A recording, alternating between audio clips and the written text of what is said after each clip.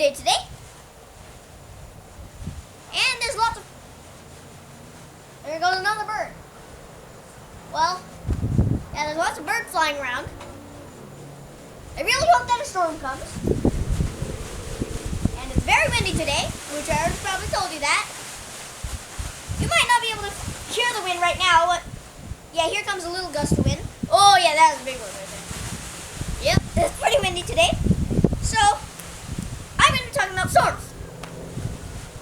Now, pretty sure that around everyone that knows, that has rainfall in their area, probably knows that there are lots of, that the rain is coming from the clouds, is generated from the clouds, which many people know that, and many people who have rain in their area, or many people who have snow. Oh, by the way, did you know that actually in the Sahara Desert, one of the hottest deserts and biggest deserts on this planet, once actually had 2 inches of snow in the Sahara Desert. Believe that. That's just like crazy, right? By the way, the coldest desert on this planet is actually, I think it's the Arctic. Yeah, that's the coldest desert on this planet, the Arctic. And what classifies a desert isn't that it's hot. It isn't that it has sand. It's actually that it does not rain, and there is no hilly or mountainy areas. There also are no trees. The Arctic, is there any rain? Probably no. There's no rain, but there is snow. But that's not what classifies a desert. And there's no trees, and there's no mountains. It's pretty crazy, right? So I'm not going to be talking about deserts anymore. So, yeah, rain is generated from clouds, but where are the clouds generated from? And that is what many people do not know. Clouds are actually generated from the ocean, from lakes, from ponds, from rivers, and any place that has water, pretty much. Oh, there goes another bird. So, it's kind of stormy weather. Hope that those clouds come here. Because here in Texas, it's pretty hot. It does not rain too much, but for some reason this year, it's raining much more. And, like, it's raining so much, like, it rains, like, around, I don't know, once a week nowadays. It stopped for some time, but, yeah, pretty much. Whenever the rain really started to come, it was, like, raining 5 days a week, and that's crazy for here in Texas. And actually, and this year, winter, last year, winter, it actually, went 3rd place in the coldest winter in Texas. I mean, that's pretty cool. I mean, like, me and my family were in the 3rd coldest winter in Texas. Coldest winter in Texas. And that's pretty nice. So, you might think, well, how do the clouds get generated from water? Well, you know that rain is water, right? Pretty sure that all of you know that. The rain is just water. And then that means that the clouds are made out of water, right? Yeah, they're made out of water, but not really water. That's actually what we call water vapor. And the most common cloud that will give you lots of rainstorms is actually cumulonimbus cloud. That's what I think is called, what the clouds are called. Cumulonimbus. Last time I said that word is like, I don't know, 3rd grade. It's quite a long time ago now. Now, I'm in 5th grade. So, quite a long time ago. And, so the clouds come from mostly the ocean. You will not find out any cumulonimbus clouds being created over a giant lake. Even like one of the biggest lakes in the world don't make that big clouds. You'll only find them in the ocean, and by winds they come into inland. They come inwards into land. And there's one cloud right here that's pretty much covering up the sun. That's why it's a bit darker. And oh, there goes a wind gust, and there's an eagle flying there. You might think, well, up there it's pretty blue. Over there it's pretty dark. Over there it's also pretty dark. I don't know if you can see there, but it is pretty dark there. I'll tell you that. So what was I saying? Yeah. So actually, the clouds are made out of water, which comes from most of the oceans, and any amount of water, any large amount of water, like ponds, lakes, rivers. I already went over this. And also waterfalls, yeah. And also the ocean. And as the water heats up, it gets thinner. And what I mean by thinner, it doesn't get thin. It actually gets less dense. Or if you don't know what dense means, it means the hardness of something. Like wood, it's less dense than concrete. Because wood is a little less hard than concrete. At least pretty hard. The densest wood on this planet actually sinks in the That's a cool fun fact. I forgot the scientific name, but it's a pretty dark colored wood. It's like black and brown mixed together. I do not know what color that makes.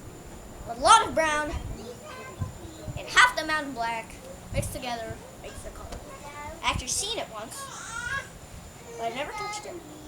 And so yeah.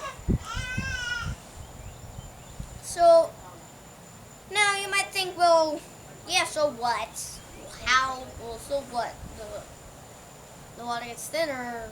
What, does it just vanish? Well, yes, it does. If you have ever kept a boiling pot of water for a very long time on top of your stove, you'll probably see that all of the water is pretty much gone. Right? And also your pot might be a bit burned, but yeah. So that is actually the water, and I'm pretty sure that you've seen smoke before. If not, I do not know where you're from if you have not ever seen smoke. So the smoke is actually what scientists call water vapor. And this water vapor is just water and water as air. Understand what that means? That means that the water is just air rather than being liquid. So it just changes its form. And so actually the water vapor is less dense than the air around it. So it tends to fly up into the air, and that's what makes the cloud. Oh, now there's actually three eagles over there. And it just floats and it goes up and higher. And then it gets trapped in the atmosphere, which is how clouds are made. Now I might think, well, how come whenever it's a rainy day, I see dark clouds? Smoke isn't dark. It's a bright white grayish color. And yeah, that's true. But actually, they're darker because the water vapor actually cools down in the atmosphere. Actually, if you flew on a plane that high and then you decided, well, I'm going to open this door, which you cannot open the door on a plane while you're flying because of the pressure difference in between the cabin and the air around it.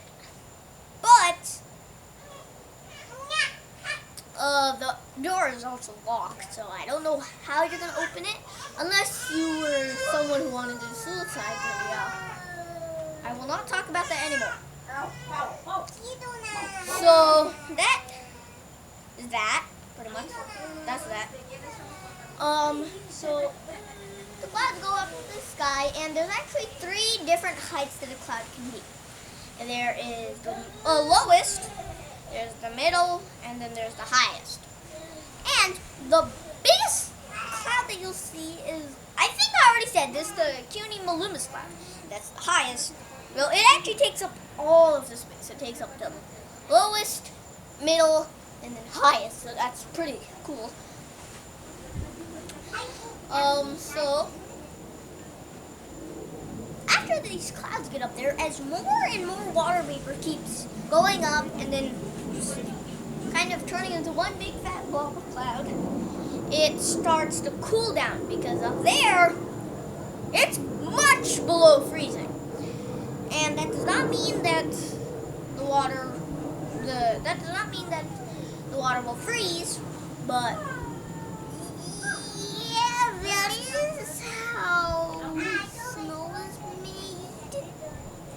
But yeah. So it stays up there, and whenever water vapor starts to cool down, it starts turning into water again.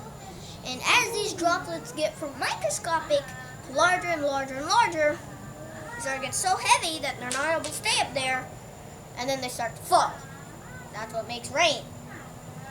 And if you have ever seen a water cycle, I don't know, image, GIF, that means like an animation, then you've seen that there's an arrow that comes from the clouds down to the lake or river, and then it flows into the ocean, and then there's an arrow that comes from the ocean back up to the clouds, and it probably has labels like there's clouds, and then you have rain, then you have river, then you have water, then you have water vapor, and then again clouds. So just circle of water.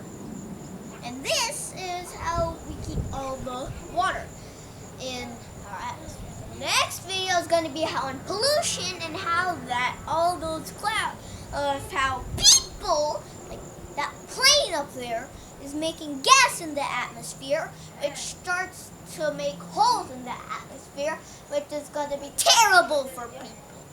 And you can't see these holes because they're too small for the human eye. But it is true. And with a few little mess up, wait, nope, I will not say that. Never. Oh, did you know that we actually caught this big lizard? I think it's the smallest lizard on the earth. It's actually drowning over there in one of my fish tanks. And next video is going to be on those fish. So there's actually one part, which I'm just going to tell you now. The fish are actually fighting. That's the only hit that you get. That in one part of them, the fish was actually fighting. Like two fish, probably dominant males, are fighting each other for territory. Pretty sure that the lizard either died, perished, or it took the smaller, worse, less food part of the aquarium. It's much bigger than they're supposed to get. Though I have like 11 in there, and one of them died because he overate. And yes, fish do overeat. So